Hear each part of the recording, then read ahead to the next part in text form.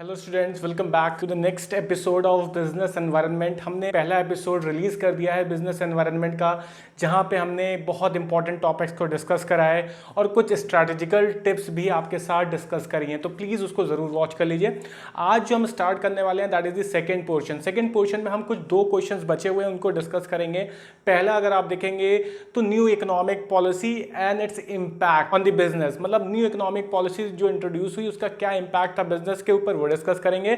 दूसरा importance of business environment discuss करेंगे। ये करते ही दो क्वेश्चंस करते ही हमारा चैप्टर वाइंड अप हो जाएगा। तो चलिए स्टार्ट करते हैं आज का पोर्शन।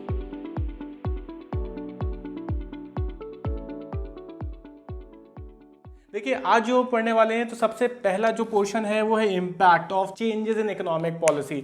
अब इकोनॉमिक पॉलिसी क्या है? देखिए, जब इंडिया आज़ाद हुआ तो इंडिया का सिचुएशन जो है बहुत ज़्यादा ख़राब था, जो हम ऑलरेडी इंडियन इकोनॉमिक डेवलपमेंट में पढ़ेंगे। इंडिया जो है बहुत ही ज़्यादा पिछड़ चुका था, चाहे वो आप इंफ्रास्ट्रक्चर के पॉइंट ऑफ व्यू से देखें, चाहे इंडस्ट्रीज़ के पॉइंट ऑफ व्यू से देखें, चाहे इंडिया का डेमोग्राफिक पोजीशन देखें।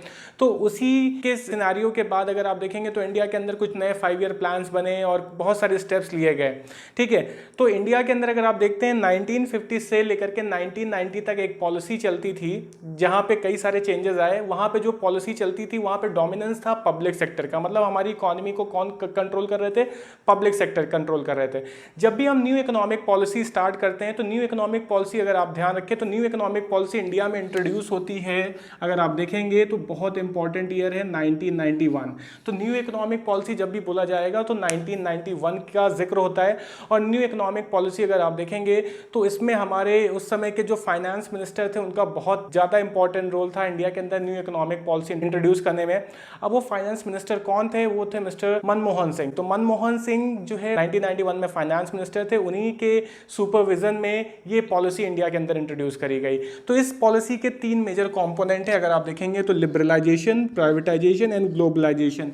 ये 3 शब्द आपने बहुत बार सुने होंगे। अब इनको हम बहुत आसान और सरल शब्दों में समझ लेते हैं। लिबरलाइजेशन क्या होता है? लिबरलाइजेशन का मतलब होता है चीज़ों को आसान बना देना, लिबरल कर देना, ठीक है, जिसमें किसी भी तरीके का रेस्ट्रिक्शन, किसी भी तरीके की डिफिकल्टी ना हो बिजनेस करने में। तो लिबरलाइजेशन वो पॉलिसी थी इंडिया के अंदर जो फॉलो करी गई 1991 में, जिससे कि जितने भी तरीके के रेस्ट्रिक्शन लगते थे इंडिया के अंदर, पहले अगर आप देखें 1991 से पहले इंडिया में अगर आप कोई भी बिजनेस स्टार्ट करना चाहते थे तो लाइसेंस नहीं मिलता था। बाहर के कंट्री के लोग जो है इंडिया में जल्दी आकर के बिजनेस स्टार्ट नहीं कर सकते थे, सेटअप नहीं कर सकते थे। तो इस तरीके के जितने भी रेस्ट्रिक्शंस थे उनको रिमूव कर दिया गया। तो एक लाइन याद कर लीजिए, रिमूवल ऑफ अननेसेसरी रेस्ट्रिक्शंस। ठीक है, ये एक तरीके का लिबरलाइजेशन। और लिबरलाइजेशन का मतलब होता है चीज़ों को ईजी बना देना, चीज़ों को आसान बना देना। तो इसके लिए हमने आप एक शब्द लिखा हुआ है, it refers to end of licence system. India के अंदर पहले लाइसेंस सिस्टम था, उसको यहाँ पे एंड करा गया। रेस्ट्रिक्शन, जितने भी तरीके के रेस्ट्रिक्शन थे हमारी इंडस्ट्रीज सेटअप करने में बिफोर 1991, उन रेस्ट्रिक्शंस को हटा दिया गया, कोटा सिस्टम को हटा दिया गया। तो ये हमारा हो गया लिबरलाइजेशन, जहां पे चीजों को बिजनेस करने के तरीके को बहुत ही ज्यादा आसान और लिबरल बना दिया गया। स्टेप्स टेकन में याद रखिएगा, रिडक्शन इन टैक्स रेट घटाया गया, liberalisation of import and export, और भी कई सारे स्टेप्स लिए गए। तो मैंने कुछ कॉमन चीजें लिख दी, याद हो जाए आसानी से। दूसरा अगर आप देखते हैं तो क्या है? प्राइवेटाइजेशन। प्राइवेटाइजेशन जब शब्द आता है तो प्राइवेट सेक्टर को डिनोट करता है। तो प्राइवेटाइजेशन में खाली एक स्टेप लिया गया जहां पे बोला गया कि प्राइवेट एंटरप्रेन्योर को डेवलप करने के लिए, या कंट्री के अंदर अगर आप देखेंगे तो प्राइवेट सेक्टर को बढ़ावा देने के लिए एक स्टेप लिया गया जिसको हमने प्राइवेटाइजेशन बोला। क्योंकि इंडिया के अंदर पहले जल्दी बिजनेस करने के लिए लाइसेंस नहीं मिलता था, तो प्राइवेट सेक्टर को प्रमोट करने के लिए, प्राइवेट इंडिविजुअल्स को आसानी से बिजनेस सेटअप करने के लिए एक स्टेप लिया गया, को हमने बोला प्राइवेटाइजेशन। तो प्राइवेटाइजेशन के अंदर एक लाइन याद रखिएगा, refers to giving greater role. ये बहुत इंपॉर्टेंट लाइन है। किसको ग्रेटर रोल दे रहे थे? प्राइवेट सेक्टर को। किसके कंपैरिजन में? पब्लिक सेक्टर के कंपैरिजन में। अब ऐसा क्यों करा जा रहा था? पब्लिक सेक्टर को इंपॉर्टेंस ना देकर के प्राइवेट सेक्टर को ज़्यादा इंपॉर्टेंस क्यों दी जा रही थी? क्योंकि जो 1950 से लेकर के 1990 तक का फेज था वहाँ पे पब्लिक सेक्टर का ही डोमिनेंस था, पब्लिक सेक्टर ही इंडिया को चला रही थी। लेकिन पब्लिक सेक्टर का परफॉर्मेंस दिन पर दिन इतना खराब होता चला जा रहा था, या कई सारी इंडस्ट्रीज जो गवर्नमेंट रन कर रही थी वो सब लॉसेस में चल रही थी और गवर्नमेंट उनसे प्रॉफिटेबिलिटी जनरेट नहीं कर पा रही थी। तो गवर्नमेंट को अल्टीमेटली एक डिसीजन लेना पड़ा जहां पे उन्होंने ये बोला बहुत सारी पब्लिक सेक्टर इंडस्ट्रीज को प्राइवेट इंडिविजुअल को सेल कर देंगे, और इस प्रोसेस का नाम दिया गया डिसइन्वेस्टमेंट। तो यहाँ पे अगर आप देखेंगे तो एक स्टेप है जहां पे प्राइवेट एंटरप्रेन्योर या या प्राइवेट बिजनेसमैन या प्राइवेट लाइसेंस आसानी से दिया जाने लगा, या प्राइवेट इंडिविजुअल्स को प्राइवेट बिजनेस को प्रमोट करने के लिए स्टेप लिया गया, याद रखिएगा। और पब्लिक सेक्टर के कंपैरिजन में ज्यादा इंपॉर्टेंस दिया गया किसको? प्राइवेट इंडिविजुअल्स को। ठीक है, 2 स्टेप्स लिए गए। तो डिसइन्वेस्टमेंट मैंने अभी आपको बताया था, डिसइन्वेस्टमेंट बहुत इंपॉर्टेंट है, आपको इकोनॉमिक्स में भी पढ़ने को मिलेगा। डिसइन्वेस्टमेंट एक गवर्नमेंट की पॉलिसी होती है जहां पे वो सारी कंपनियां गवर्नमेंट की जो लॉसेज में चल रही हैं, गवर्नमेंट उनके शेयर्स जो है बेच देती है, शेयर्स को सेल ऑफ कर देती है प्राइवेट इंडिविजुअल्स को, तो उस प्रोसेस को हम डिसइन्वेस्टमेंट कहते हैं। ठीक है, दूसरा अगर आप देखेंगे तो एक बोर्ड भी सेटअप करा गया जिसको हमने बोला BIFR बोर्ड। ठीक है, तो BIFR बोर्ड का काम क्या था? BIFR बोर्ड जो है कंट्री के अंदर जितने भी इंडस्ट्रीज थी, जो सिक इंडस्ट्री, सिक मतलब जो बीमार इंडस्ट्री थी, जिनकी प्रॉफिटेबिलिटी ना के बराबर थी, जो कई सालों से लॉस में चल रही थी, उनको जज करती थी और साथ ही साथ उनके बारे में रिपोर्ट देती थी गवर्नमेंट को। और गवर्नमेंट क्या करती थी? गवर्नमेंट एनालाइज करती थी और गवर्नमेंट को अगर ये लगता था कि ये प्रॉफिट नहीं जनरेट कर सकती तो गवर्नमेंट उन इंडस्ट्रीज को सेल ऑफ कर देती थी। तो ये 2 काम करेगा, यहाँ पे ध्यान रखिएगा। एक आपका डिसइन्वेस्टमेंट वाला पॉइंट आ जाएगा प्राइवेटाइजेशन के अंदर, और एक BIFR। ठीक है, ये दोनों चीजें जो है हमारा प्राइवेटाइजेशन के अंदर है। ठीक है, लास्ट अगर आप देखते हैं तो लास्ट क्या है? ग्लोबलाइजेशन। ग्लोबलाइजेशन शब्द बहुत इंपॉर्टेंट है। ग्लोबलाइजेशन का मतलब होता है integrating our economy with the world's economy. जब हम अपनी कंट्री की इकोनॉमी को दुनिया की इकोनॉमी से जोड़ने की कोशिश करते हैं तो वो बन जाता है ग्लोबलाइजेशन। तो 1991 से पहले अगर आप देखें तो इंडिया के अंदर फॉरेन कंपनीज जल्दी आ नहीं सकती थी, वो अपना बिजनेस सेटअप नहीं कर सकती थी। गिनी चुनी कंपनीज काम करती थी, वो भी इंडियन कंपनी के साथ मर्ज करके। जैसे अगर आप हीरो होंडा सुनेंगे, ठीक है, मारुति सुजुकी सुनेंगे, तो वो इंडियन कंपनी के साथ मर्ज करके काम करती थी, अपना इंडिपेंडेंट बिजनेस सेटअप नहीं कर सकती थी। लेकिन 1991 के बाद ये पॉलिसीज रिमूव कर दी गई। आज इंडिया से कोई भी कंपनी अब्रॉड में जाकर के बिजनेस सेटअप कर सकती है और फॉरेन से कोई भी कंपनी इंडिया में आकर के बिजनेस सेटअप कर सकती है, जिसके चलते अगर आप देखेंगे तो हमारे यूथ को एम्प्लॉयमेंट अपॉर्चुनिटीज क्रिएट होती हैं। आज IT सेक्टर में बहुत सारी कंपनियां काम कर रही हैं, बहुत सारे फॉरेन बैंक्स इंडिया में काम कर रहे हैं। ये सब पॉसिबल हो पाया है ग्लोबलाइजेशन के चलते। तो ग्लोबलाइजेशन क्या करता है? कई सारे देशों को जोड़ने का काम करता है और इंडिया जैसी मार्केट को, वर्ल्ड की मार्केट को एक नॉर्मल मार्केट में कन्वर्ट कर देता है। तो मतलब आज हम आसानी से किसी भी देश से कुछ भी परचेज कर सकते हैं, किसी भी देश में कुछ भी सेल आउट कर सकते हैं, किसी भी तरीके की डिफिकल्टी नहीं होती है। तो तीनों के लिए एक लाइन याद रख लीजिए। लिबरलाइजेशन में अगर आप देखेंगे तो रिमूवल ऑफ अननेसेसरी रेस्ट्रिक्शन, ठीक है। दूसरा प्राइवेटाइजेशन में देखेंगे तो increasing the role of private sector, giving more importance to private sector in comparison to public sector.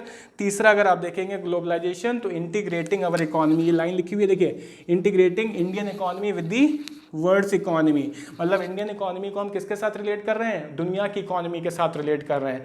अब यहाँ पे क्या क्या स्टेप्स लिए गए? तो एक्सपोर्ट और इंपोर्ट में पहले जो टैक्सेस लगते थे, अगर हम किसी कंट्री में कोई गुड्स बेचते थे तो बहुत ज़्यादा टैक्स पे करना पड़ता था, कुछ मंगाते थे तो टैक्स पे करना पड़ता था।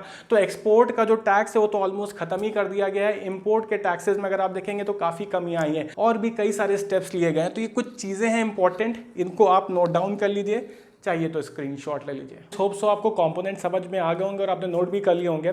आइए पढ़ते हैं इम्पैक्ट एंड इफेक्ट्स। जो न्यू इकोनॉमिक पॉलिसी हमारे बिजनेस में इंट्रोड्यूस हुई तो उसका क्या इम्पैक्ट हुआ, तो आप हमें खुद ही बताइए, आप खुद ही सोचिए। देखिए याद करने की ज़रूरत तो ऐसे है नहीं, अगर आप थोड़ा सा माइंड लगाएंगे तो कुछ पॉइंट्स तो आपको ऐसे ही याद हो जाएंगे। देखिए जब बाहर की कंपनियां, ग्लोबलाइजेशन क्या था? ग्लोबलाइजेशन में अगर आप देखेंगे तो बाहर की कंपनियां इंडिया में बिजनेस करने के लिए आने लगी, सारे रेस्ट्रिक्शन जो है वो हटा दिए गए थे। तो जब बाहर की कंपनियां इंडिया में बिजनेस करने के लिए आएंगी तो इंडियन जो मैन्युफैक्चरर हैं, इंडियन जो बिजनेसमैन है, उनके लिए क्या इंक्रीज होगा? कंपटीशन इंक्रीज होगा। तो सबसे पहला पॉइंट बना वो क्या बना? कंपटीशन। क्योंकि प्राइवेटाइजेशन के तहत अगर आप देखेंगे तो हमने प्राइवेट सेक्टर्स को तो अलाउ ही कर दिया था, तो इंडिया के इंटरनल मार्केट में कंपटीशन बढ़ गया। साथ ही साथ अगर आप देखेंगे तो बाहर की कंपनीज को हमने ग्लोबलाइजेशन के तहत अलाउ कर दिया। ग्लोबलाइजेशन होता ही है जब हम दुनिया की सारी कंपनीज को इंडिया में लेकर के आए, ठीक है। तो यहाँ पे अगर आप देखेंगे तो सबसे पहला जो पॉइंट आता है वो आता है इंक्रीजिंग कंपटीशन। तो ये कंपटीशन कैसे इंक्रीज हुआ और कहाँ इंक्रीज हुआ? कंपटीशन अगर आप देखेंगे तो लिखा हुआ है Indian company had to face a lot of competition from internal market. Internal market बहुत इंपॉर्टेंट है। इंटरनल मार्केट में वो कंपनीज जिनको हमने प्राइवेटाइजेशन के तहत लाइसेंस दिया। उसके बाद साथ ही साथ अगर आप देखेंगे तो एमएनसीज, ये एमएनसीज का मतलब होता है मल्टीनेशनल कंपनीज या मल्टीनेशनल कॉर्पोरेशंस। जो दुनिया की बड़ी बड़ी कंपनियां हैं वो भी इंडिया के अंदर आने लगी बिजनेस करने के लिए। तो इंडियन बिजनेसमैन के लिए सर्वाइव कर पाना डिफिकल्ट हो गया। इंडिया में मार्केट पे वही सर्वाइव कर पाते थे, वही लोग अपना बिजनेस चला पाते थे आसानी से जिनके पास पैसा था, जिनके पास रिसोर्सेज थे। छोटे बिजनेसमैन मार्केट में सर्वाइव नहीं कर पाते थे। तो ये अगर आप देखेंगे तो सबसे पहला इफेक्ट था न्यू इकोनॉमिक पॉलिसी का, याद रखिएगा बिजनेस के ऊपर। दूसरा अगर आप देखेंगे तो मोर डिमांडिंग कस्टमर। पहले के टाइम पे अगर आप देखेंगे बिफोर 1991 अगर आप जाते हैं तो एज अ कस्टमर हमारे पास ऑप्शंस बहुत लिमिटेड थे। अगर हमें एसी खरीदना था तो 2-4 ऑप्शन जो इंडिया के अंदर थे वो खाली वही थे। अगर कोई कार खरीदनी थी, मारुति नाम की कंपनी थी वही कार बनाती थी, बाहर की कंपनियां इंडिया के अंदर आती नहीं थी। लेकिन जैसे ही ग्लोबलाइजेशन आया तो बाहर की बड़ी बड़ी कंपनियां भी आज हमारे यहाँ आसानी से आकर के बिजनेस सेटअप करती हैं। अगर आप देखेंगे हुंडई साउथ कोरिया की है, किया मोटर्स आई है अभी रिसेंट में, वो भी साउथ कोरिया की है। तो इसी तरीके से मोबाइल में बहुत सारी कंपनियां हैं, बाइक्स में बहुत सारी कंपनियां, बड़े बड़े बैंक्स, बड़े बड़े बिजनेसमैन वो इंडिया में आकर के बिजनेस करना चालू हो गए। तो जब वो इंडिया में आकर के बिजनेस करना चालू हो गए तो मार्केट में कंपटीशन पड़ा, और जब भी कंपटीशन बढ़ता है तो फायदा हमेशा एक इंसान का होता है, वो है कस्टमर। क्योंकि जब मार्केट में कंपटीशन होगा तो कस्टमर को बेस्ट प्रोडक्ट चीप प्राइस पे अवेल हो जाएगा। तो यही एक अगर आप देखेंगे तो आज हम रोज नई डिमांड करते हैं। आज हर एक इंसान को लेटेस्ट टेक्नोलॉजी का मोबाइल चाहिए, ठीक है, लेटेस्ट टेक्नोलॉजी का लैपटॉप चाहिए, मॉडर्नाइज कार चाहिए। तो ये डिमांड कैसे बढ़ती जा रही है? एज अ कस्टमर डिमांड ऐसे बढ़ती जा रही है क्योंकि मार्केट में अगर आप देखेंगे तो जो भी कंपनीज हैं वो एक अच्छे प्रोडक्ट को उतारना चाहती हैं, वो कस्टमर को अपनी तरफ खींचना चाहती हैं। तो इसलिए जब मार्केट में ऑप्शंस बहुत ज़्यादा हो जाते हैं तो कस्टमर भी डिमांडिंग हो जाता है। अगर आप देखेंगे तो डिमांडिंग कस्टमर्स जो है ये ग्लोबलाइजेशन के बाद हुआ, 1991 के बाद हुआ। तो यहाँ पे याद रखिएगा आफ्टर न्यू इकोनॉमिक पॉलिसी, देखिए जब नई इकोनॉमिक पॉलिसी आई तो हमारी कंट्री के अंदर नए नए प्रोड्यूसर्स भी आना चालू हो गए, नई नई कंपनीज भी आना चालू हो गई, जिससे हमारे कस्टमर्स के साथ बहुत सारे ऑप्शन आ गए। तो जब बहुत सारे ऑप्शन आ गए तो बट ऑब्वियस सी बात है मार्केट में डिमांड बढ़ेगी। तो कस्टमर जो है जहां पहले शॉर्टेज हुआ करती थी अब क्या हो गया, मार्केट में सरप्लस हो गया, ठीक है। तो यहां पे अगर आप देखेंगे तो नेक्स्ट पॉइंट है मोर डिमांडिंग कस्टमर्स। इसमें आप कुछ चीजें जैसे यहां पे बोला गया है new producers and foreign companies, इन लोगों ने अपना बिजनेस स्टैब्लिश करा, जिसकी वजह से अगर आप देखेंगे तो इंडियन मार्केट किधर की तरफ चली गई, कस्टमर ओरिएंटेड। कस्टमर ओरिएंटेड कहने का मतलब आज कस्टमर की नीड को पहचान करके प्रोडक्ट बनाया जाता है। तीसरा अगर आप देखेंगे rapidly changing technological environment, point भी बहुत इंपॉर्टेंट है। जब बड़ी बड़ी कंपनियां इंडिया के अंदर आई तो उनके पास टेक्नोलॉजी बहुत ज़्यादा एडवांस थी, देखेंगे हाईली एडवांस मशीनरी थी, उनके लेबर बहुत एफिशिएंट थे, स्किल थे। अब अगर इंडियन कंपनीज को उनके सामने खड़ा होना है या इंडियन कंपनीज को उनके साथ कंपटीशन करना है तो इंडियन कंपनीज के पास भी वैसे ही टेक्नोलॉजी होनी चाहिए। तो अगर आप देखेंगे तो यहाँ पे यही बोला गया है, जैसे जैसे हमारा काम करने का तरीका बदलता चला गया, जैसे बाहर के लोग आ रहे थे वो नई टेक्नोलॉजी यूज़ कर रहे थे, तो इंडियन कंपनीज के लिए भी बहुत ज़्यादा इंपॉर्टेंट हो गया कि अगर उनको सर्वाइव करना है तो उनको भी नई टेक्नोलॉजी को अडॉप्ट करना था, ठीक है। तो यही चीज यहां बोली गई है after new economic policy the world class competition started, ठीक है। देखिए जैसे जैसे नई टेक्नोलॉजी आई हमारी कंट्री के अंदर एक बहुत बड़ा कंपटीशन स्टार्ट हो गया इंडियन कंपनीज के बीच में और फॉरेन कंपनीज के बीच में। फॉरेन कंपनीज जो है हमारी स्ट्रॉन्गर पॉइंट में थी और इंडियन कंपनीज अगर आप देखेंगे तो वीकर पॉइंट में थी, ठीक है। अब इंडियन कंपनीज को अगर विद स्टैंड मतलब अगर इंडियन कंपनीज को वहां पे सर्वाइव करना था या खड़े रहना था तो इंडियन कंपनीज को भी नई टेक्नोलॉजी को क्या करना था, अडॉप्ट करना था। आइए देखते हैं लास्ट के 2 पॉइंट्स स्टूडेंट्स। देखें अभी 3 पॉइंट हमने कवर कर लिए हैं। जो चौथा पॉइंट है वो need for developing human resource. Market के अंदर लगातार कंपटीशन बढ़ता जा रहा था। हमने आपको बताई दिया है कि प्राइवेटाइजेशन के चलते जो है नई नई कंट्रीज के अंदर इंडस्ट्रीज जनरेट हो रही थी, लोग प्राइवेट एंटरप्रेन्योर्स आ रहे थे, प्राइवेट बिजनेसमैन आ रहे थे। आप साथ ही साथ अगर आप देखेंगे ग्लोबलाइजेशन के चलते बाहरी कंपनियां भी इंडिया के अंदर आ रही, तो कंपटीशन लगातार बढ़ता जा रहा था। तो इस कंपटीशन के चलते जो है इंडियन बिजनेसमैन को अगर आप देखेंगे तो एक चीज महसूस हुई, वो ये है कि अपने एम्प्लॉयज को ट्रेन करना, स्किलफुल करना। क्यों? क्योंकि जो बाहरी कंपनीज आ रही थी, ठीक है, उनके मेजॉरिटी ऑफ द एम्प्लॉयज जो लेकर के आ रही थी बाहर से, वो बहुत ही ज़्यादा स्किल थे, बहुत ही ज़्यादा ट्रेन थे, उनको हाईली एडवांस मशीन में काम करने का तरीका पता था। और इंडियन कंपनीज जो मशीनरी लगा भी रही थी तो उस पर वर्कर्स को काम करना नहीं आता था। तो यहाँ पे एक बहुत बड़ा चैलेंज था हमारे बिजनेसमैन के लिए, वो ये था कि जो हमारे एम्प्लॉयज हैं उनको ट्रेन करना, उनको स्किलफुल बनाना। तो यही लाइन यहाँ पे लिखी गई है, need for developing human resource. Human resource अगर आप देखेंगे तो लेबर्स को डेवलप करना, उनको ट्रेन करना। तो यहाँ पे बोला गया है new market condition require people with higher skill and training. देखिए बहुत इंपॉर्टेंट वर्ड है। तो मार्केट में नए चैलेंजेस आ रहे थे जिसकी वजह से हमें हाईली टैलेंटेड लोगों की जरूरत पड़ रही थी। As a result Indian company felt, किस चीज़ की नीड फेल्ट हुई उनको? To train the employees. तो इंडियन कंपनी ने भी ट्रेन करने के लिए स्टेप्स लेना स्टार्ट करा, ठीक है, जिससे कि वो मार्केट में कंपटीशन को आसानी से फेस कर सकें। इसके बाद अगर आप देखेंगे तो मार्केट ओरिएंटेशन बहुत इंपॉर्टेंट है। हमारी मार्केट में अगर आप देखेंगे तो 1991 से पहले जो हम पॉलिसी फॉलो करते थे वो थी सेलिंग कॉन्सेप्ट की। सेलिंग कॉन्सेप्ट क्या होता है? सेलिंग कॉन्सेप्ट होता है पहले प्रोड्यूस करना, प्रोड्यूसिंग द गुड्स को प्रोड्यूस करने के बाद क्या करना? सेल करना। मतलब हम कस्टमर के नीड और वांट को आइडेंटिफाई नहीं करते थे, हमने गुड्स बनाया और उसके बाद कस्टमर को जाकर के सेल कर दिया, प्रॉफिट जनरेट कर लिया। कस्टमर की ज़रूरत से, कस्टमर की नीड और वांट से हमें कोई मतलब नहीं होता था। लेकिन मार्केट में कॉम्पिटिशन बढ़ने के बाद हमने किसके ऊपर स्विच कर लिया? Marketing concept. मार्केटिंग कॉन्सेप्ट किसके ऊपर फोकस करता है? मार्केटिंग कॉन्सेप्ट जो है फोकस करता है कस्टमर के ऊपर। मार्केटिंग कॉन्सेप्ट जो अप्रोच है वो कस्टमर ओरिएंटेड अप्रोच है। यहाँ पे हम रिसर्च करते हैं, आइडेंटिफाई करते हैं कि हमारे कस्टमर को क्या प्रोडक्ट चाहिए और उसी के अकॉर्डिंग मैन्युफैक्चर करते हैं, ठीक है। तो ये भी एक बहुत बड़ा सिनेरियो था, एक बहुत बड़ा चेंज था हमारी बिजनेस स्ट्रैटेजी में काम करने के तरीके में। तो ये कुछ पॉइंट्स हैं, 5 पॉइंट्स हैं, इनको लिख लीजिए, याद कर लीजिए। इन्हीं को ही आप लिख करके आएंगे, आपको पूरे मार्क्स मिल जाएंगे, जो ये बताता है कि न्यू इकोनॉमिक पॉलिसी के क्या इम्पैक्ट थे हमारी बिजनेस एंटरप्राइजेस। आइए पढ़ते हैं इंपॉर्टेंस को। देखिए 3 चीजें बहुत इंपॉर्टेंट है पूरे चैप्टर में, अपने दिमाग में बैठा लीजिए उनको। अगर आप कर लेते हैं तो क्वेश्चन 90% वहीं से आने वाला है। पहला डायमेंशन, दूसरा हमने आपको बताया था effects of globalisation and liberalisation, तीसरा अगर आप देखेंगे तो इंपॉर्टेंस से भी कई बार चीजें पूछी जाती हैं। देखिए पहला इंपॉर्टेंस क्या है? Getting first mover advantage. First mover advantage क्या होता है? फर्स्ट मूवर एडवांटेज कहने का मतलब वो इंसान जो अपने बिजनेस के एनवायरनमेंट को पहचान करके पहला स्टेप लेता है। अगर आप किसी भी चीज में पहले इंसान बनते हो, पहला स्टेप लेते हो, तो आपके पास ज्यादा बेनिफिट होता है, आपके पास कस्टमर ज्यादा होते हैं, मार्केट शेयर आपका ज्यादा हो जाता है।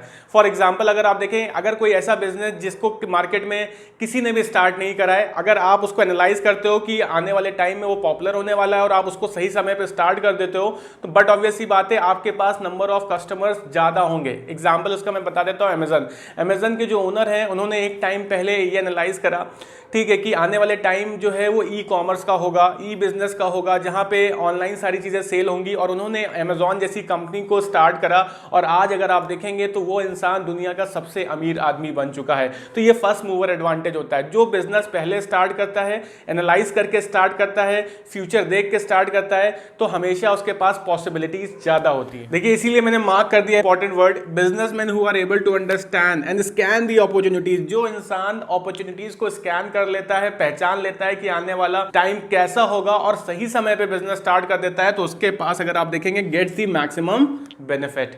दूसरा अगर आप देखते हैं तो दूसरा हमारा बताता है helps to identify threat and early warning signals. अगर आप अपने बिजनेस एनवायरनमेंट को लगातार स्कैन कर रहे हो, लगातार निगरानी रख रहे हो, लगातार चीजों से अवेयर हो, तो आपको आने वाले थ्रेट और वार्निंग सिग्नल्स पहले ही मिल जाएंगे, जिससे कि आप उन ऑब्स्टिकल से, आने वाली दिक्कतों से सही समय में अगर आप देखेंगे तो आप पॉलिसी बना पाएंगे और उनसे निपट पाएंगे। जैसे एग्जाम्पल लेते हैं मारुति कार का, तो मारुति कार अगर आप देखेंगे तो इंडिया में पहली कंपनी ऐसी बनी जिसने छोटी कार का सेगमेंट इंडिया में लॉन्च करा। मारुति अगर आप देखेंगे 800, और उसके बाद वो कार बहुत ज्यादा सक्सेसफुल हुई। उसके बाद बहुत सारी कंपनियों ने उसको देख करके अपनी छोटी कारें निकाली।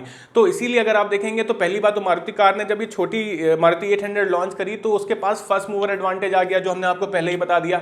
फर्स्ट मूवर एडवांटेज के चलते आज भी इंडिया का जो मिडिल क्लास फैमिली है वो मारुति कार को ही परचेज करती है। दूसरा अगर आप देखेंगे तो अर्ली थ्रेट और वार्निंग सिग्नल कैसे, देखिए मारुति कार जब इंडिया में प्रोडक्शन कर रही थी और 1991 के बाद जैसे ही ग्लोबलाइजेशन आया तो मारुति को ये पता चल गया था कि इंडिया के अंदर फॉरेन कार्स बहुत आने वाली हैं और फॉरेन कार्स आएंगी तो उनका कंपटीशन भी बढ़ेगा।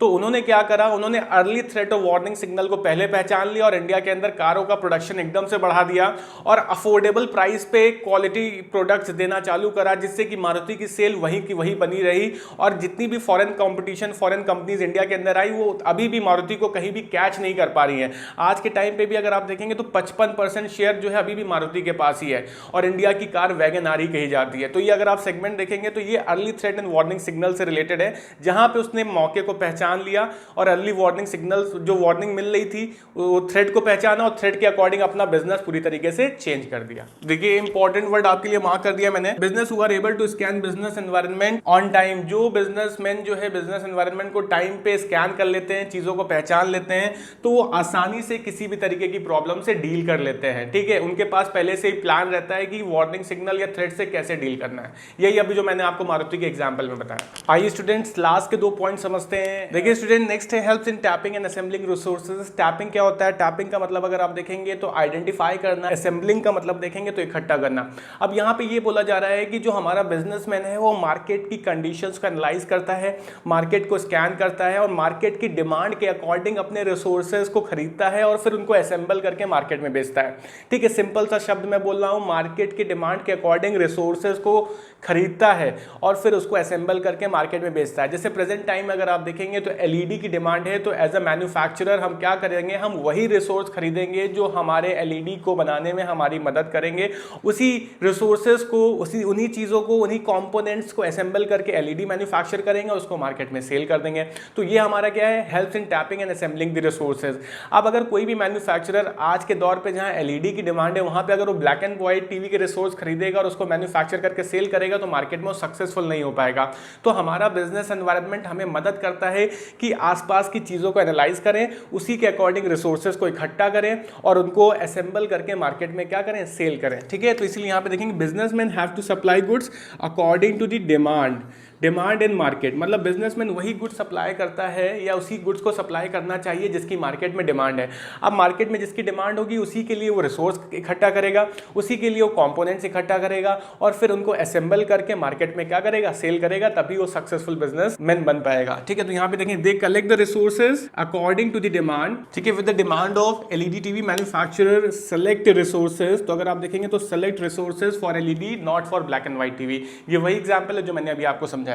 नेक्स्ट अगर आप देखेंगे तो नेक्स्ट है helps to adjust with rapid changes. Business environment अगर आप देखेंगे तो कभी भी कांस्टेंट नहीं रहता है, लगातार चीजें चेंज होती रहती है, लगातार टेक्नोलॉजी अपग्रेड होती रहती है।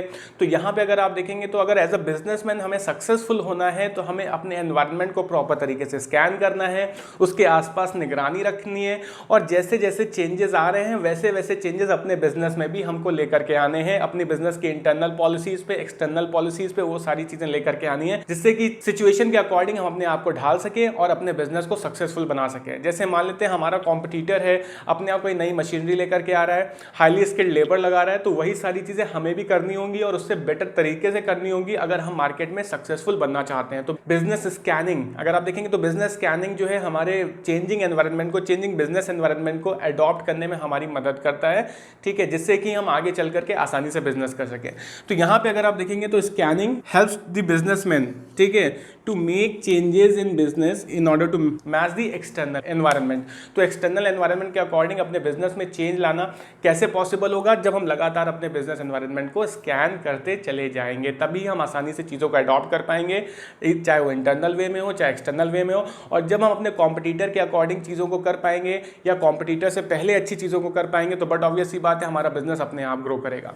तो ये अगर आप देखेंगे तो कुछ इंपॉर्टेंस थे जो हमने आपके साथ डिस्कस कर लिए। प्लीज़ इनको नोट कर लीजिए, इंपॉर्टेंट कीवर्ड्स मार्क कर दिए हैं मैंने आपके लिए, लिख लीजिए, स्क्रीनशॉट लेना है ले लीजिए, नोट्स प्रिपेयर कर लीजिए, ज़्यादा बेटर होगा। यहाँ पे चैप्टर वाइंड अप हो गया है। नेक्स्ट हम आपके लिए एमसीक्यूज और केस स्टडी लेकर के आएंगे, प्रिंसिपल्स ऑफ मैनेजमेंट और इसकी जो नेक्स्ट एपिसोड आएगा। तब तक ये वीडियो शेयर कर दीजिए, अपने दोस्तों तक पहुंचा दीजिए और हमारा साथ ऐसे ही बनाए रखिए। कोई भी डाउट हो तो कमेंट करिए। इस सब्सक्राइब भी चैनल, अगर आप पहली बार देख रहे हैं तो चैनल को जरूर सब्सक्राइब करिए and hit the bell icon, क्योंकि हम बहुत सारी इंफॉर्मेटिव वीडियोस लेकर के आने वाले हैं जो आपके लिए बहुत ही ज़्यादा हेल्पफुल होंगी। Thank you for watching.